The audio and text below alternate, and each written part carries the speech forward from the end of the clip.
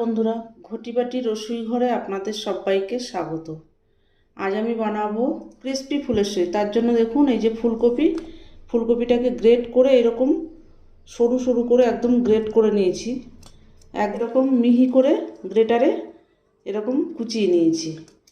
আর লাগবে ধনেপাতা, আদা, রসুন, পেঁয়াজ, কাঁচা লঙ্কা, এগুলোকে চপারে দিয়ে চপ করে নেব।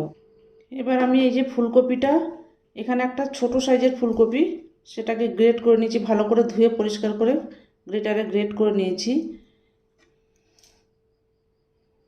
এবার আমি কড়াই বসিয়ে দিয়েছি, কড়াইতে এই ফুলকপিটা দিয়ে দিচ্ছি, দিয়ে একটু সামান্য লবণ দিয়ে দেবো, দিয়ে সামান্য একটু ভাপিয়ে নেব।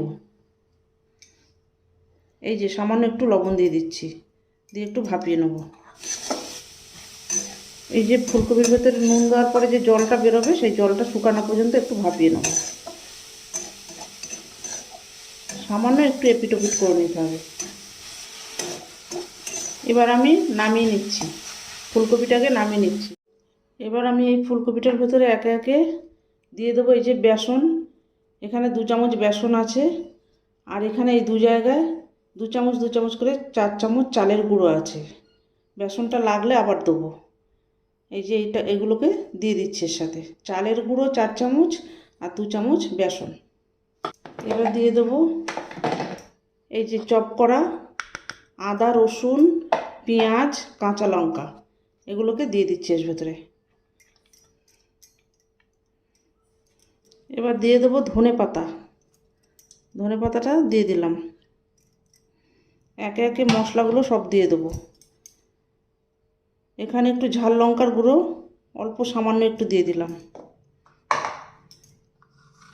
একটু হলুদ গুঁড়ো দিয়ে দিলাম, একটু কাশ্মীরি লাল লঙ্কার গুঁড়ো রং হওয়ার জন্য এই দিয়ে দিলাম।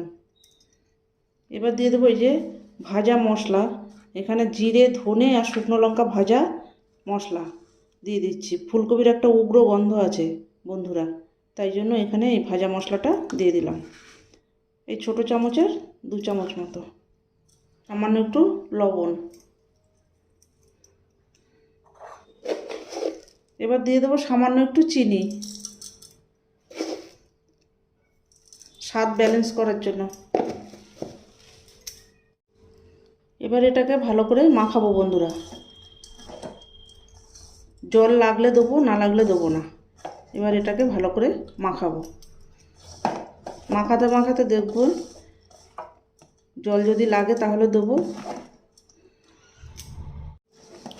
এই দেখুন বন্ধুরা, জল একটুও লাগেনি, এই জলেই হয়ে গেছে, ফুলকপির জলেই হয়ে গেছে। এই যে আমার মাখা হয়ে গেছে। এবারে কড়াইটা বসিয়ে দিয়ে তেল বসিয়ে দেবো, দিয়ে তারপরে ভাজবো। দেখুন বন্ধুরা, এই যে তেলটা বসিয়ে দিয়েছি, তেলটা আমার গরম হয়ে গেছে। এবার আমি এই পকোড়াগুলোকে, এই যে ফুলেশ্বরীগুলোকে এইভাবে দেবো, ছোট ছোট করে এইভাবে দেবো। কোনোটা একই সাইজ হবে না, এক একটা এক এক রকম। এই ছোট্ট ছোট্ট করে দিলে দেখতে খুব ভালো লাগে, খেতেও ভালো লাগে।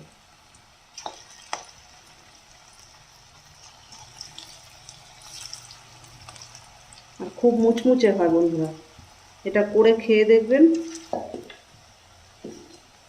এরকম শুকনো শুকনো করে মাখবেন, এক ফোঁটাও জল দিইনি, বাঁধাকপি এই ফুলকপির জলেই হয়ে গেছে আমার।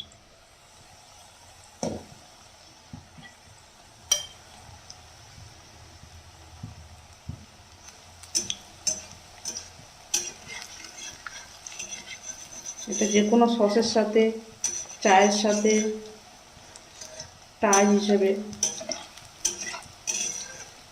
ধনেপাতার চাটনি, টমেটো সস,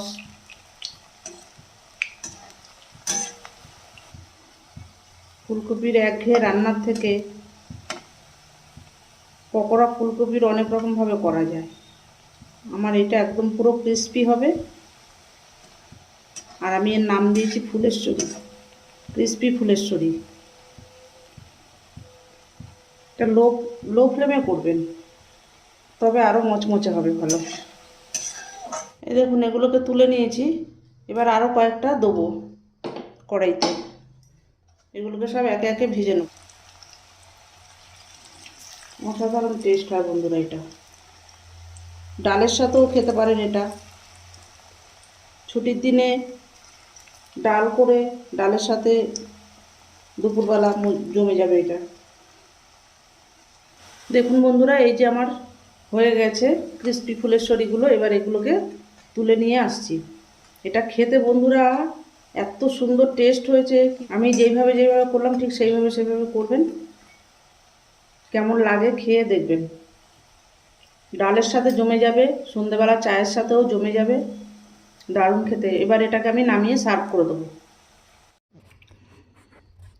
দেখুন বন্ধুরা, এই যে আমি সার্ভ করে দিয়েছি। আমার ক্রিস্পি ফুলেশ্বরী রেডি হয়ে গেছে, সার্ভ করে দিয়েছি। দেখতেও যেমন হয়েছে খেতেও অসাধারণ লাগে বন্ধুরা। এটা এইভাবে করে খেয়ে আমাকে কমেন্ট করে জানাবেন। এরকম নিত্য নতুন ভিডিও পেতে আমার চ্যানেলটির সঙ্গে থাকবেন, সাবস্ক্রাইব করবেন, লাইক করবেন, প্রচুর শেয়ার করবেন। নেক্সট ভিডিও আসার অপেক্ষায় থাকবেন। ততক্ষণ আপনারা সবাই সুস্থ থাকবেন, ভালো থাকবেন, সাবধানে থাকবেন। ধন্যবাদ।